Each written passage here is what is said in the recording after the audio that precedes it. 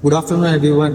आज हम लोग जलियांवाला बाग में आए हुए हैं और जब हमने इसको विज़िट किया तो उसके बाद पता चला कि हमारे बुजुर्गों की, हमारे बड़ों की इस देश को आज़ाद कराने में और इस देश के लिए क्या कुर्बानी रही है।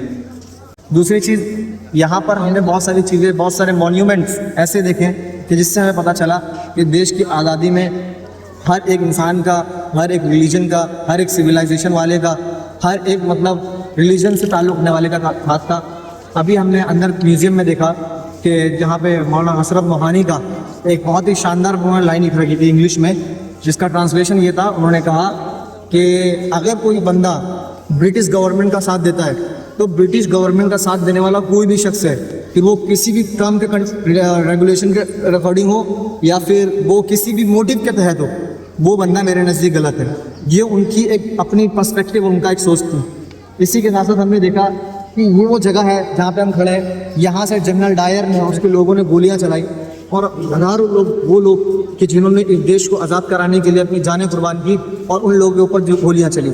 यहाँ सामने हमारे एक वेल है, एक कुआं है, जिसके अंदर 120 लाशें बरामद हुई। कि उन्होंने मतलब इतने एडवांस्ड वेपन यूज़ किए थे उस टाइम के अकॉर्डिंग कि ये मतलब यहाँ से कम 200-300 मीटर के फासले में मैं खड़ा हूँ उस दीवार के, लेकिन उस दीवार पर उन गोलियों के इतने ज़्यादा असरात है, उतना ज़्यादा इफेक्ट कर रखा है कि उस दीवार के अंदर छेद हुए हैं और दरार पड़ रही है। एक बहुत ही मशहूर कहानी है, आपने सोशल मीडिया के ज़रिए से वो देखी होगी जी भाईजान, जिसमें ये कहा जाता है कि जनरल डायर ने गोली चलाने का आदेश दिया था, और ये कहा था कि जनरल डायर ने गोली इसलिए चलाई थी, आदेश गोली चलाने का इसलिए दिया था कि मुसलमान जो है भाग रहे थे।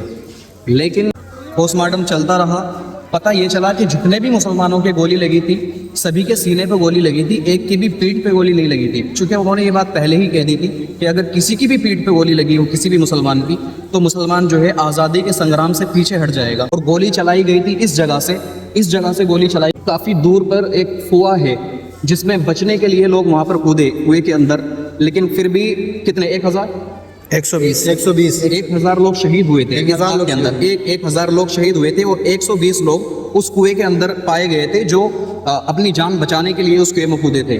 तो ये थी हमारे बुजुर्गों की कुर्बानियाँ। Last, I would like to say this is the history and this is the monument of Indian historical freedom fighter, and these are the atrocities from British government.